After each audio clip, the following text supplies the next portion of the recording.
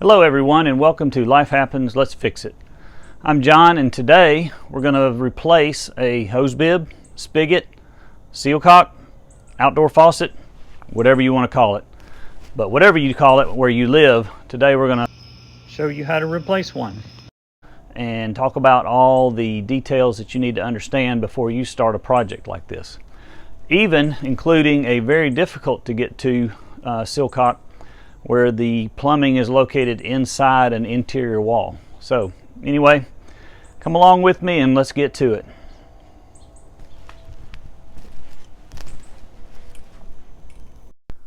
Okay, let's talk real quickly about the differences between a hose bib and a seal cock. So this is a hose bib. The cutoff valve is outside the brick wall, exposed to the elements. And if we go around and look on the other side of this wall, you'll see the copper pipe goes all the way through the brick veneer to the actual hose bib. And then we'll take a look at another example. Again, this is another hose bib with a broken handle. I'll have to fix that in another video. But if we go around and look on the other side of this one, again, you can see the copper pipe goes all the way through the wall, and so it's more exposed to the cold. So let's talk a minute about why we're replacing this particular hose bib. And this is the one that I'm going to be addressing on this video.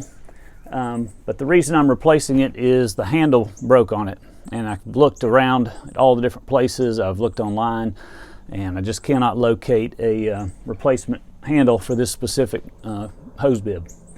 And so I've been using this set of channel locks to serve as a handle, which has worked fine, but it's time to make it a proper hose bib and find a proper replacement. And while I'm replacing it, I'm probably going to replace it with a seal cock, which I've gone into earlier in the video as to what the differences are between hose bib and a seal cock. So if you haven't watched that, rewind a little bit and get up to date on what the differences are. The next step before we can replacements, we have to kind of find out where this is coming out on the other side of this wall. And this is the instance where this copper pipe on the other side of this wall is actually inside an interior wall. And so just a quick discussion on how you would locate that, or how I determine that. And there's clues, if you understand how a house is built, to help you locate that. So the clues in this case are the dryer vent and this drain hose or drain pipe. And so I think most of y'all will know what a dryer vent hose is. And this is coming out from behind the dryer, which is behind this wall in the laundry room. But typically this is behind the dryer. And I happen to know that on the other side of this brick wall, there's a wall running perpendicular. And on this side is the laundry room, and on this side is the garage. And I also know that this dryer vent, from looking inside behind the dryer, is running again perpendicular. And so I know this is right against a wall. And so I know the wall is pretty much right here. And just to verify that further, on the garage side of the inside wall, the water heater's on the other side of this wall, and this is the emergency overflow pipe for the hot water heater. It's attached to the safety let-off valve on the water heater. So, and I've looked inside, and I know this is, 12 inches or whatever from that same wall. So putting those two pieces of information together, I can tell that this pipe is going to be inside a wall, so we're going to have to be cutting into sheetrock. So that's why this video might be a little bit different than most faucet replacement videos. We're going to actually have to cut into a wall, and there's lots of factors and things to think about that you normally wouldn't have to think about. So let's get to it. Our next step is to figure out where we need to cut into the wall. So obviously we are going to need to cut into the drywall to access this inside plumbing. And we've already kind of figured out, again, this is the outside wall that we were just on the other side of, outside. And this is the perpendicular interior wall I was telling you about. So we're on the garage side, obviously. And here's the water heater. And then here is that emergency drain pipe that we mentioned. And if we follow it around to the other side, it runs down the wall, and there's where it runs outside. So there you can see I mentioned 10 or 11 inches from that pipe was the hose bib on the outside, and so you can tell that that's going to be inside this wall. So the next step again is to figure out where to cut into the wall. We want to minimize the amount of sheetrock that we have to replace, and I'm also actually considering making kind of a permanent opening that in case we need to access.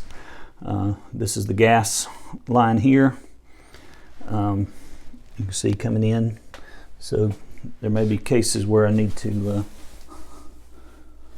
access that. So anyway, if I'm going to cut a hole, I might as well, just since we're in the garage, just put a nice cover over it and leave it so that we can get in there in the future. So other clues to figure out where to cut. So if we look here, that is the hot water line on the left, which is coming out of the hot water heater, and then the cold water line on the right, which is the input to the water heater. So I can make a fairly decent guess that that pipe, and actually I have gone under the house and have verified that the pipe is coming up through the floor right here. Again, the concrete is on grade, is on dirt, but just on the other side of this wall is a crawl space that I was able to get up under, and it's 3 feet high, so it wasn't too bad. So when I went into the house, verified that the pipe coming up the wall was about 26 inches from the outside wall, which is basically what we have there. So I'm pretty confident that the pipe going up and through the wall runs from there to there. And so my guess is that the spigot branches off and comes out the wall that way. So I'm going to start my cut again right there around that 26 inches from the outside wall. I do have to allow, under the house I was measuring straight off the brick, so I need to come off of that, the thickness of like a 2x4 or 2x6 wall, plus the sheetrock. So we're just kind of getting in the ballpark here, and what I'll probably do is cut a small hole to try and locate the pipe, and then once I find it, then I can decide based on where the studs are in the wall how big an opening I want to cut, both to work on the issue at hand and also to determine the final size of the opening that I want to leave. So anyway, that's just a couple of pointers about how plumbing works and how home construction works and how you can use those clues to make educated guesses on what's going on inside the wall. All right, before we get started, don't get in a rush to get started on your project before you take a minute to think about safety, and specifically let's think about what's behind this wall where we're getting ready to cut. We already know there's a water line, that's what we're trying to get to. So cut your water off in case you accidentally nick a line. You don't want to have that water inside your wall.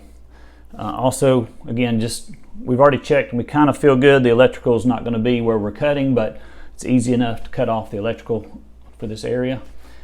Typically your outlets and your lights are on different circuits, and so again, if you want to be super safe, you would cut off both of them and get you some kind of light that runs on a battery for this initial cut until you can kind of see what's in the wall. And then we've also got a gas line. Typically you wouldn't cut off the gas line because the gas line is a pretty heavy black cast iron pipe, but if you're using a power tool, which I don't recommend, especially when you're just cutting in the wall to get the sheetrock off to see what's there, you don't want to be running in there with a big power tool. A power tool might actually cut the gas line, and then you'd be pretty much, you need to call a qualified professional to get that done, just because of the dangers of gas. So we're going to be cutting in with a smaller tool like a utility knife or a drywall saw, which is a hand tool. And so pretty much we can kind of see where the gas lines are, and so we just need to be a little careful, but generally you don't cut the gas off if you're using hand tools. Just again, if you feel resistance, you want to stop before you just keep cutting in there blindly. We have a air line here, or vacuum line for the central vacuum cleaner system. Again, that's not really a safety hazard, but know where that's at, because if you damage it, it's something that would have to be repaired. All right, so now that we've thought about safety, let's get our tools and get started. All right, so the tools we're going to use for this step, we've got a tape measure so we can measure, and then a pencil so we can kind of mark where we want to cut so we don't have to think about that. And then when we're ready to cut into the drywall, you can use a utility knife, a good sharp blade, or you can use what's called a drywall saw, and this one's kind of rusted, but you know, it'll work. You can buy a new one if you don't like a rusted one, and if you don't have one, these are cheap. I'll put a link down in the description to all these tools in case you want to just order those from Amazon. And again, that helps me with my channel a little bit. It doesn't cost you any more to use my affiliate links in the description, but I get a little bit of money off of each sale. So that's one way you can help the channel with no extra cost to you. And then the other thing that you might want to have is some gloves, especially anytime you're using sharp tools. It's always good to grab a good set of gloves and protect your hands.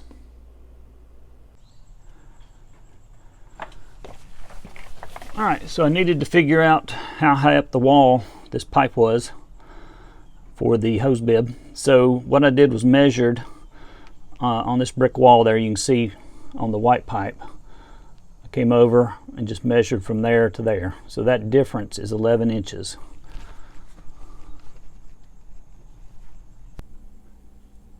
And now on the other side of the wall, I measured from the floor to the bottom of the drain pipe there. Transferred that measurement over here. It was 17 inches, so this is 17 inches from the floor. And then I added the 11 inches that we measured outside. So between the height of the drain pipe and the height of the spigot coming out of the wall was 11 inches. So I'll mark that on the wall. And then to get the offset from the exterior wall, again, we went up here, I measured this pipe. It was about 20 inches off the wall, which we mentioned earlier. Under the house, it was 26 inches. So again, the difference is the stud wall framing here that's not under the house and the sheetrock. So again, we're trying to get pretty close, not necessarily exact, but here's my point: 20 inches off the outside wall, and then 17 and 11 is 28 from the floor. So my guess is that is going to be the T-joint from the cold water line that's feeding the water heater. And then I'm expecting there to be, that's 3/4 inch pipe. 3/4 inch copper pipe feeds most everything in the house on the main line. But then the spigot's probably going to be 1/2 inch copper. So I'm expecting a 3/4 by 1/2 inch copper T-fitting to be just on the other side of the wall at this point. So let's see if we guessed right. So the other thing we do want to know is where the studs are. And so I've marked here where the studs are, and those are the framing 2x4s that run vertically inside the wall, and that's what we screw the sheetrock to. And here you can see a screw that's kind of popping out. So that's your first clue that you can use to find where a stud's at. And if you can find one of those that's popping out, generally, if everything was done properly, that will be in the center of the stud. And then you can measure 3/4 of an inch on either side, and that'll get you roughly where the stud is at. The 2x4 is used in framing. It's a 2 inch by 4 inch is what 2x4 stands for, but that's the original size that they cut the wood to. When they're done finishing it, it ends up being 1.5 inches wide instead of 2 inches. And so we just measure 1.5 inches there. And then the other standard building code is to center studs on 16 inches or 24 inches. Generally for interior walls like this, it's going to be 16 inches. But again, you kind of want to verify. And a couple of methods that you can use is you measure 16 inches. The other option is to use a stud finder. And the way this works is you put it on the wall and you hold the button in, and then you drag it until it turns red, and that tells you the edge of the stud. Now again, it's not exact. It kind of depends on the operator. So there I overshot it just a little bit. But if I stop right when it turns red, That should be the spot. In this case, again, it's not exact. So this one's actually saying the stud edge it's not detecting this edge. So again, this is kind of just a judge to get kind of close. And then again, we came over here and just verified that our 16 inches is right. So why it's important to know where the studs are. If you're going to be replacing the sheetrock, then you want to cut in the center of the studs so that when you put a replacement piece in, you've got something to nail to. And if we're going to put a permanent kind of opening door cover on it, again, we want something to make it look nice and nail our trim boards and our framing too. So on one hand, it's not that critical at this point because we're just trying to cut through the wall and make sure everything is like we think it is. But when we go to make our final opening cut, either for a repair or for a door opening, it's good to know where the studs are.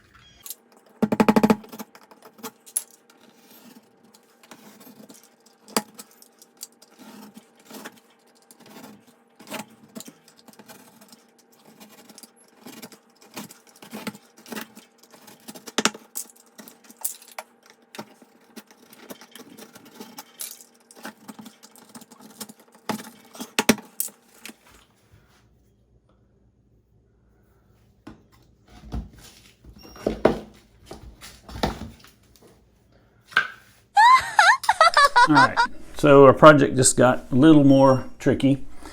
So it looks like because this is a exterior wall, even though it's in the garage, it's not in heated and cooled space. It looks like they put plywood on the wall first. So I guess that's good in one sense, in that if you want to mount anything on this wall, you've got a very nice panel to screw things into. But for this project, that means we're going to have to cut through another layer.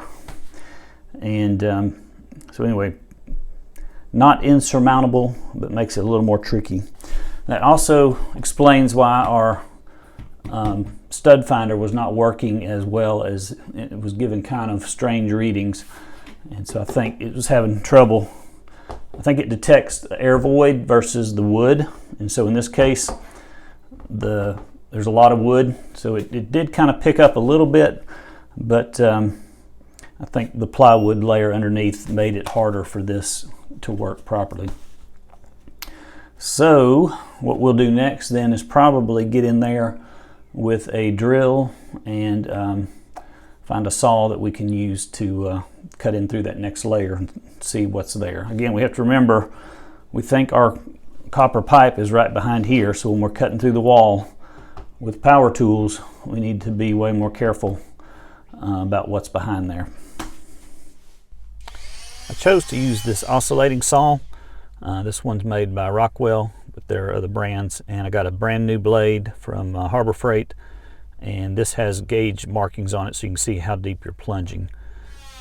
So the technique here was to plunge in along the edge here just enough until I feel it break through the other side, and then I pull back, and that way we minimize the risk of hitting an electrical wire, or if we didn't guess exactly right where the plumbing is, we don't want to cut that line and make things harder for us than they already are.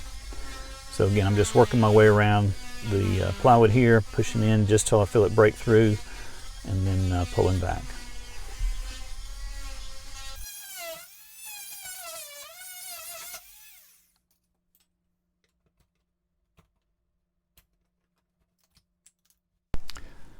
All right, so now we get to take a peek in the wall and see how we did. If you'll notice the line on the bottom of the hole there, it pretty much lines up exactly with where the pipe is. And so there's some it's hard to see there, but there's some black foam, insulation foam wrapped around the copper pipe, kind of like that foam up there. So we'll have to get in a little bit more and see where the fitting is and what type of fitting we have. But so there's the stud. We'll have to wait and see if we guessed right on that.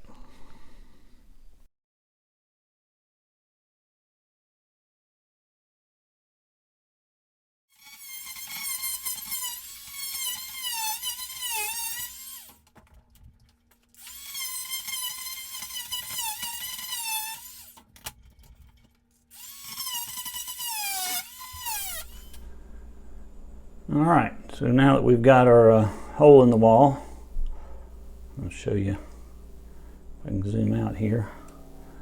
Yeah, so there's our hole. And you can zoom in and you can see there's the 3/4 inch main line. It goes up to the hot water heater that we've looked at earlier. And there you can see a T fitting and then a 90°. So basically it's coming straight out this way, and then it's turning towards the wall. So a T fitting and a 90° 1/2 inch fitting.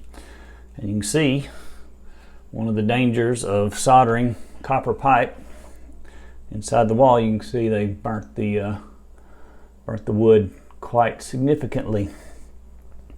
So we do not want to cut this joint right here. We're not going to make our break here. We're going to go on the other side of this stud. Now that we kind of know the layout of the land, we're going to come down further this way, and let's see how much room we got here. Yeah, so we got a good, like we measured earlier, we got 20 inches on the other side of that stud, roughly. We can find a better place to cut our copper pipe. So you don't ever want to cut right close to an existing joint. You always want to make sure that you leave enough copper pipe to put your new fitting on. And so what we're probably going to do is cut this all the way. I'm going to continue cutting this slot all the way to the wall. And that'll get us to the stud in the corner, and should give us plenty of room in there to work.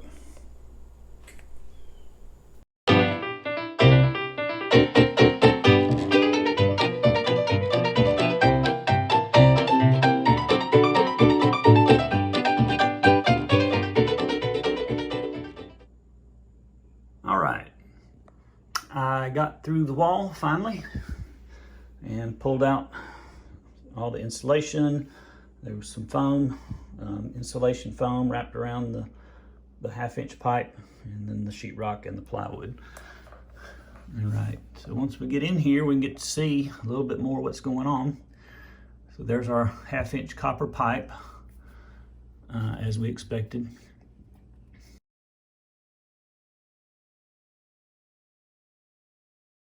And then here's the gas line. Again, this is feeding off of the gas line that goes to the hot water heater, and then they tapped off of that for our gas-powered dryer. And another interesting thing is, again, I didn't really think about what was on the other side of the wall, but this is the electrical line. I'll get this thing to focus. There's the electrical line for the dryer, and you can look that there's something that they nailed on the other side and just barely missed hitting that electrical line. So something to think about when you're nailing into a wall. Look at what's on the side that you're nailing to. If you're right below or above an outlet, you probably want to think twice about putting nails in.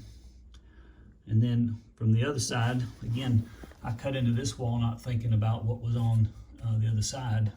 If I had, I would have realized there's probably an electrical outlet or wire running in this wall. But again, I was careful not to cut too deep through the plywood. I only cut through until I felt the blade go through the other side. So that saved me. So this is why you don't want to cut in the wall with like a jigsaw or saber saw or reciprocating saw. anything that's going to stick that blade farther into the wall. So now we have access to our copper line, and we got plenty of room to get in there. And so the next step now is to cut out the old fitting. Now, one thing that's an issue here is we don't have a cutoff valve for just the faucet. So what I'm going to do, because normally I have to cut water off to the whole house to work on this line, and that's not going to be good for the rest of the family. They might be able to put up with me for just a few minutes, but if this is going to take me, an hour or two, they don't want to be without water. So the first thing I'm going to do is buy a cutoff valve to put in here, probably right at this point, and then I just have to cut off the water to the house long enough to put in the cutoff valve here. Then I can cut the water off at this point and then extend it on the other side of that cutoff valve to put in the new faucet, whether that be a hose bib or a sillcock. So it's off to the hardware store. All right, before we run off to the hardware store, let's talk a little bit about what supplies we might need. Wait, I know this looks scary, but don't run off just yet. After I went through this explanation and made it to the hardware store, I found a super simple solution. All right, so I thought it'd be helpful to show you what I actually ended up using on this project so you can see if you need any of this before you head off to the hardware store. So starting off, this is the super simple solution I was telling you about. And this is the SharkBite fittings. And these work with copper or PVC, and they just slide right on. They're super simple. So this is the faucet I ended up buying, and it's 8 inches. They come in 6-inch, 8-inch, and 12-inch that I saw. Maybe there's more, but there is some variety. And this is the 1/2-inch valve that I bought to go in line, and we'll see that later in the project. But these are actually the only 2 things I bought at the store. Everything else I already have, but I'm going to go through the tools from things you might have on hand at your house to the more specialized tools that you may end up needing to buy. I had a tube of this caulk. This is polyurethane adhesive, and I ended up using this for some of the brickwork that you'll see later in the video. You may or may not need that depending on your situation. I've got a basin, catch basin, and just some rags that I used when I cut into the water line. There's always going to be a little bit of water that you have to catch. And then as far as basic tools, tape measure, got to have 2 pencils because you'll always lose at least one of them. Screwdriver, utility knife.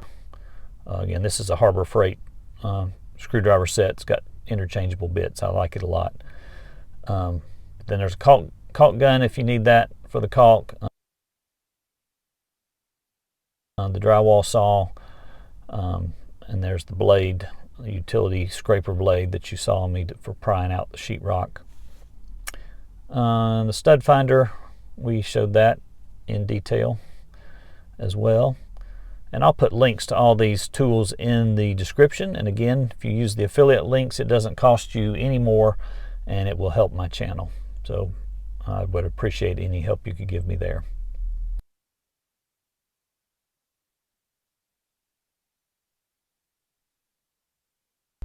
Here's the Rockwell saw that I used to cut through the plywood.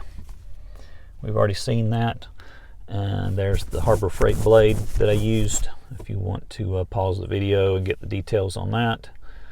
And again, it has graduation so you can see how deep you're plunge cutting.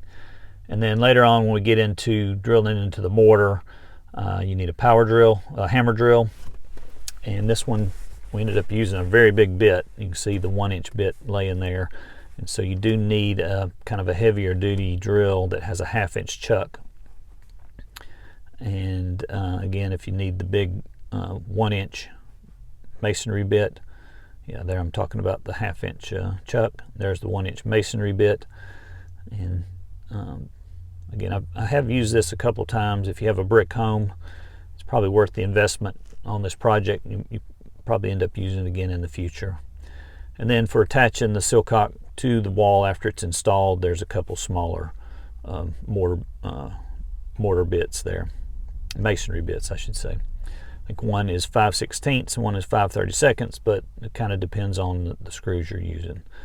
And so these are ones I just had laying around. So if you buy your screws at the store, just get a masonry bit to match what it calls for on the instructions. And this is another tool. If you don't have one of these in your shop, I highly recommend a set of calipers. These come in, I end up using this all the time since I bought it. You know, I'm using it all the time to check dimensions on drill bits or screws, or the diameter of the faucet replacement, so we know how big a hole to drill. Just a super valuable tool, and I'll put a link to that down in the description as well. This is an analog. It's made for woodworking. It measures up to a 1/64 of an inch, or down to a 1/64 of an inch I should say. And I did not cover the pipe cutter, so there you can see it on the table, and I'll give you a close-up of the product in the store. But because we're in the wall, we do need a small cutter that fits in a tight space, and that blue next to the caulk gun there, that's the cutter that we'll need.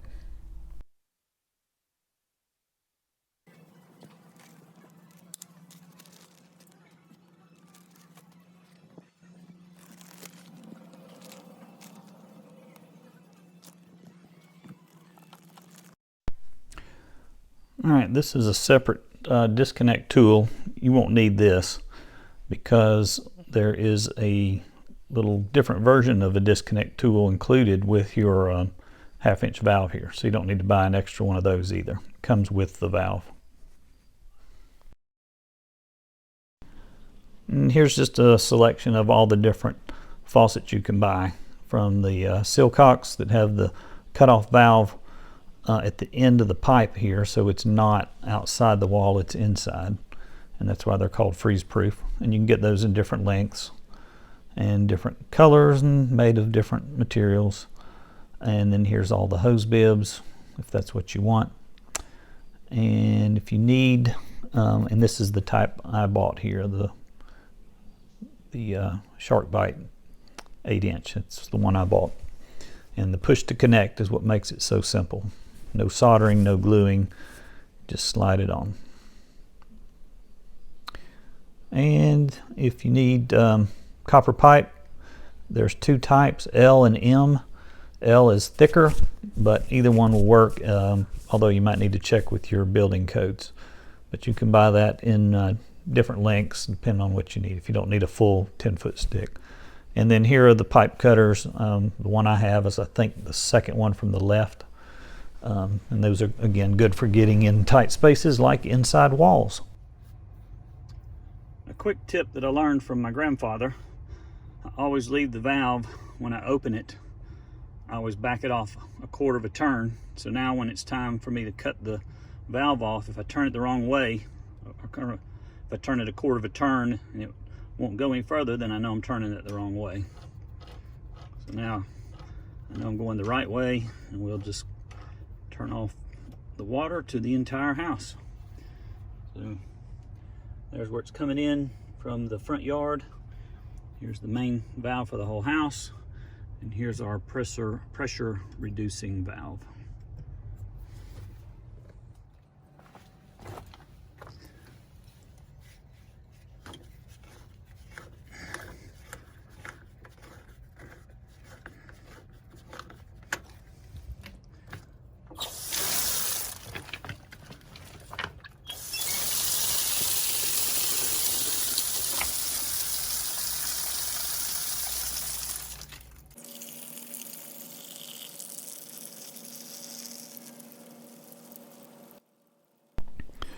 All right, so you want to make sure you let this drain until there's no more water coming out, because we're getting ready to cut a pipe that's inside the wall, and if there's any water left, it's going to drain inside the wall, and we don't want that.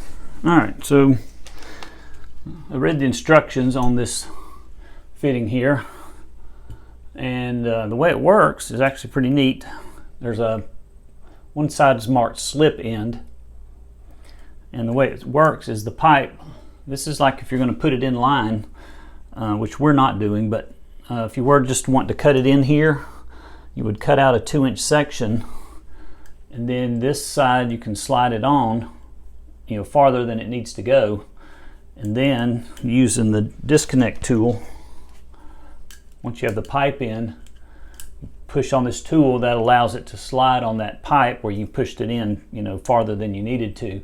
So then it can slide back onto the other side. So you can actually do this inline. In our case, we're going to cut the pipe, pull it out of the wall because it's attached to the faucet on the other end. But we do need to cut it, instead of cutting it right at the edge here, we need to cut it an inch farther down so that we can slide this on.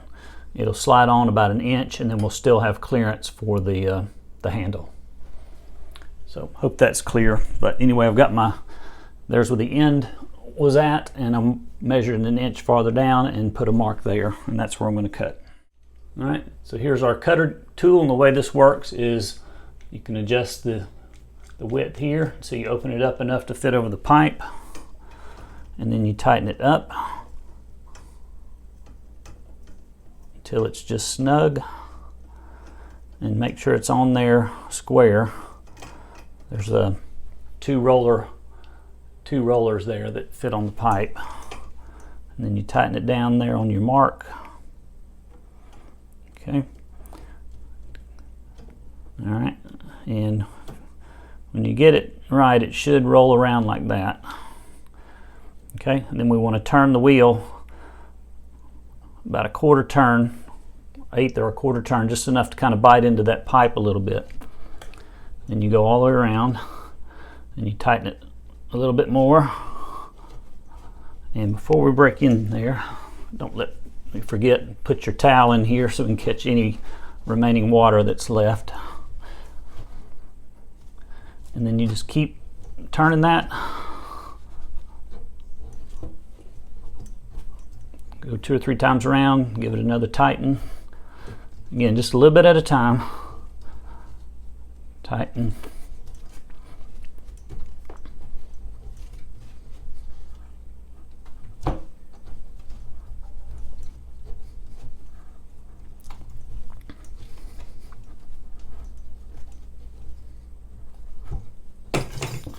And there you go. You can see there's still quite a bit of water left in there. I'm going to have to go get a bucket.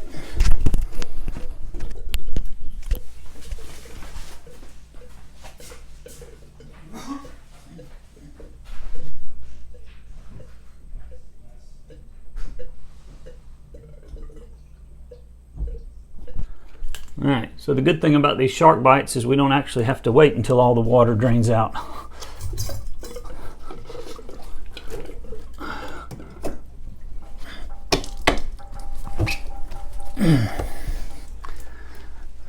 There we go. Okay, so that went a little bit different than expected. I didn't expect that much water to come out, but again, keep in mind with these SharkBites, it's another bonus to those. Normally if we were doing glue or solder, we'd have to wait until that water all drained out, and I'd be sitting here trying to figure out how to keep it from running down in the walls.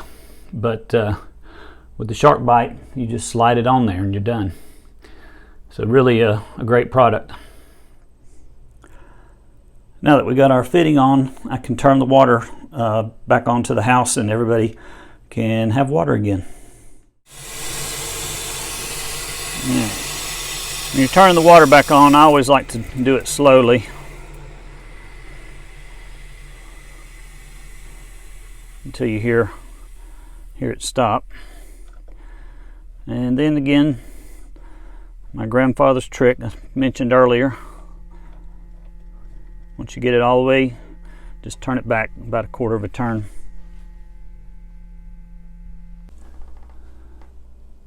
Let's make a quick check just to make sure we have no leaks with full pressure, and looks like we're pretty good here.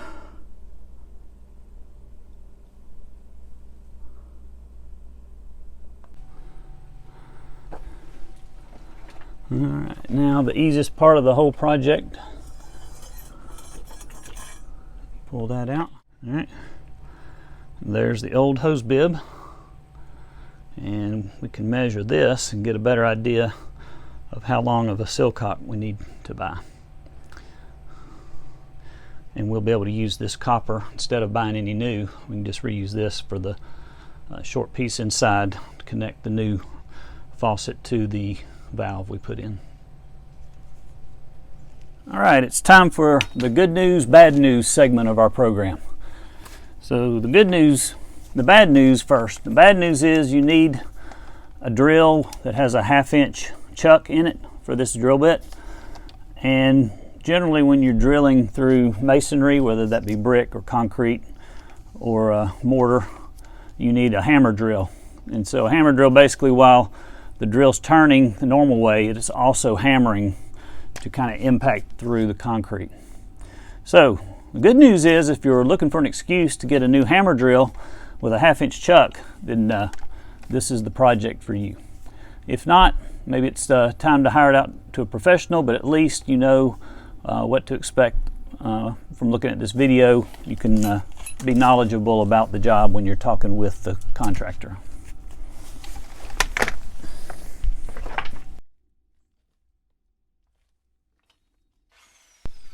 So the reason we're needing to drill a bigger hole is because the sillcock, by its design, has a larger diameter body to it because the cutoff is in the wall.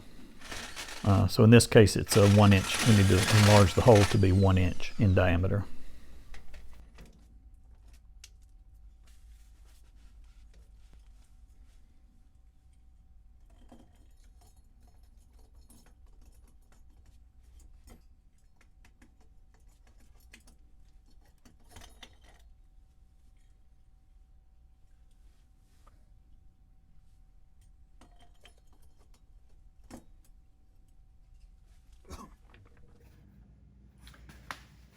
All right,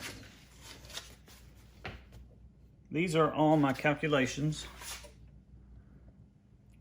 I'm sure it makes complete sense to you, but basically I had to calculate the thickness of the brick wall, the thickness of the stud wall, plywood, the sheetrock, the stud that I can see through my hole in the wall, and then knowing where I cut the other pipe off. Anyway, I've done a bunch of calculations and I've figured out that I need to cut, well, let's just put it this way. The distance between the outside of the wall and to where I need to go into this fitting is 20 and 14/16 or 20 and 7/8.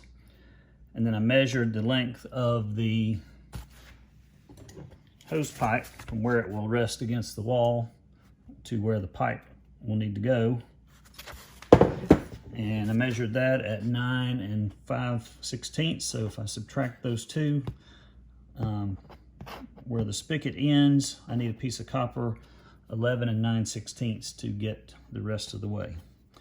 And I'm going to cut it a little long just because we know, as I showed you earlier with this SharkBite fitting, we can push it if there's any extra, you know, within limits. Figure I've got at least a 1/2 inch to play with. I can push it all the way into this fitting, and that way it's a really slick feature on that valve there. Might even be worth putting a valve in even if you weren't planning on it, just because of that. Gives you a little room for error on cutting your pipe. So I'm gonna probably go ahead and take that 11 and 9/16 all the way up to 12 inches. And then worst case, I can just cut a little bit more off. It's much harder to put a little bit more on. So hence, measure twice, cut once, and buy a SharkBite fitting. So there's your new nugget for the day.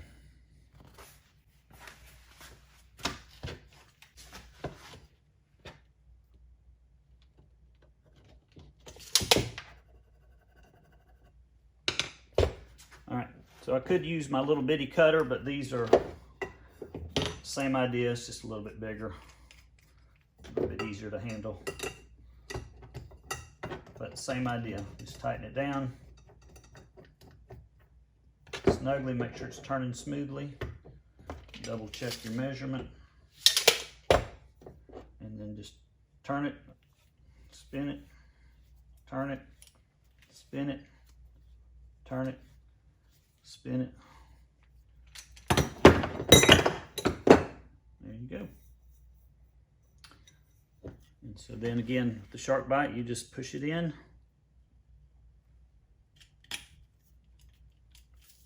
And there you go. If all goes well, we just need to put this through the wall and plug it right into the fitting on the other side.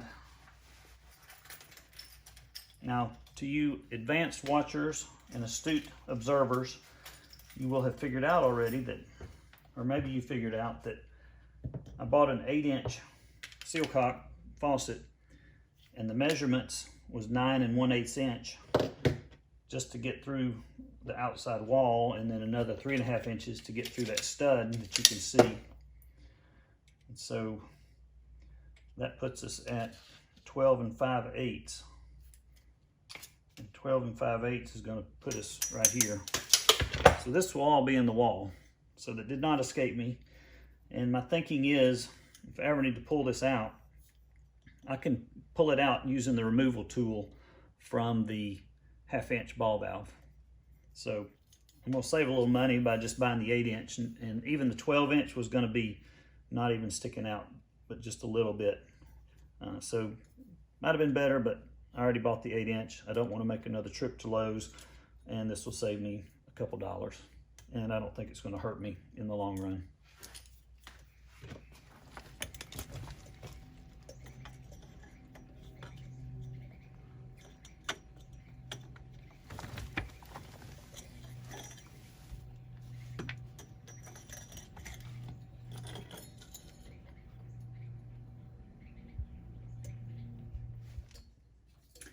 All right, so I came inside, made sure the end of the copper is just touching the fitting. It's a little offset right now, but I'm not worried about that. I just want to make sure it's touching, so I need to go in about another inch. Let's go outside again and see what kind of gap we have left to close up.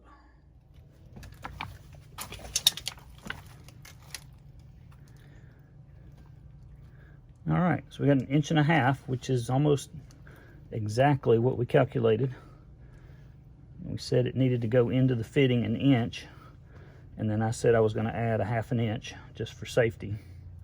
So I think that we will be fine. So I'm going to go ahead and line that up inside and then push it the rest of the way in.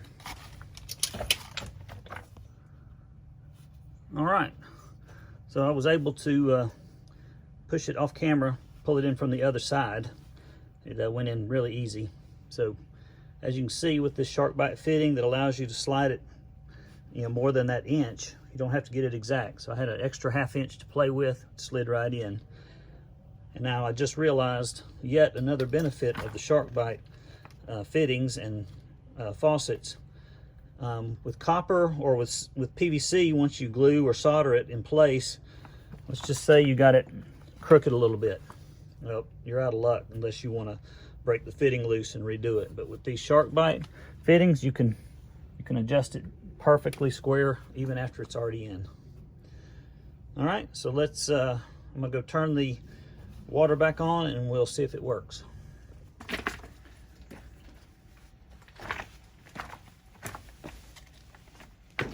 Now for the moment of truth.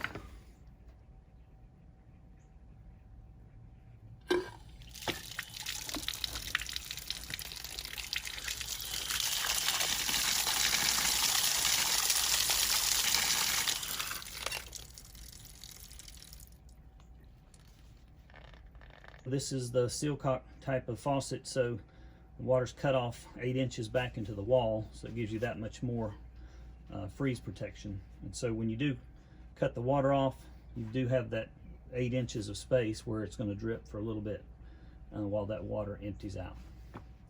And if you have the choice or have the opportunity, you do want to install this thing so it's got a slight tilt towards the ground, so that water will tend to flow out versus staying in there and getting cold in the winter and freezing. All right, so what I'll do now is, I noticed when I drilled this hole, and you may have noticed too, this piece of mortar here came loose. So what I'm going to do is show you how the disconnect tool works to take this thing back out. And again, that'll show us how easy it is to get back out if we ever need to replace it. And then what I'll do is get some caulk or something to secure that piece of mortar back in place.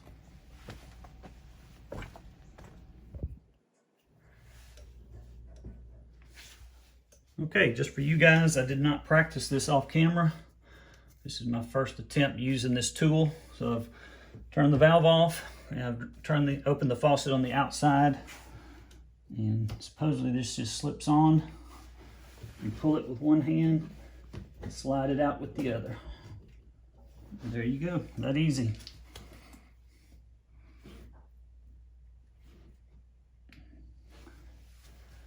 All right, now I can go fix that mortar and then put it back in.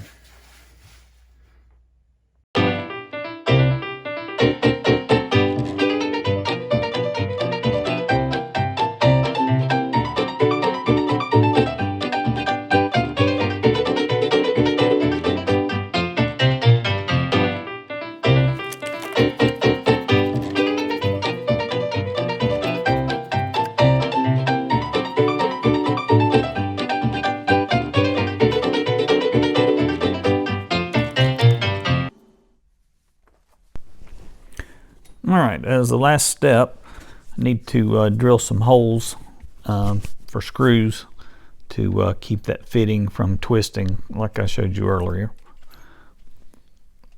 So I have marked where the holes need to be, and I've got I think a 5/16 inch bit in the drill.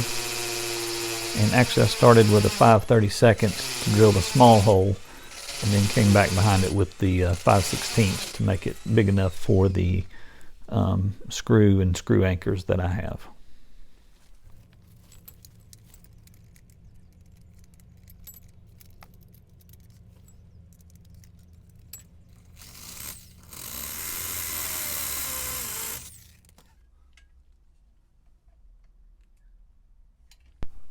All right, so depending on your situation and how much mortar you have or don't have, or if the hole was drilled directly in the brick, I had to get some of this polyurethane adhesive and glue my wall anchors in place just to get a good bite. So you might have to play around with this by adding some mortar or use some polyurethane caulk like I did, and just kind of work with it until you get something that's pretty sturdy.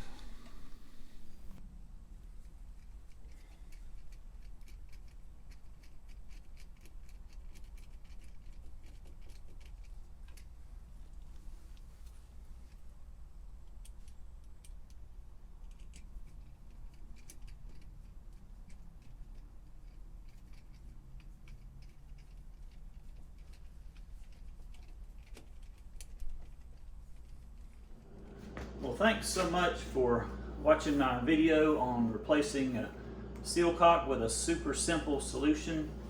It doesn't involve soldering or glue, and hope you'll come back next time for our next video, and we can help you out around the house and help fix it when life happens for you.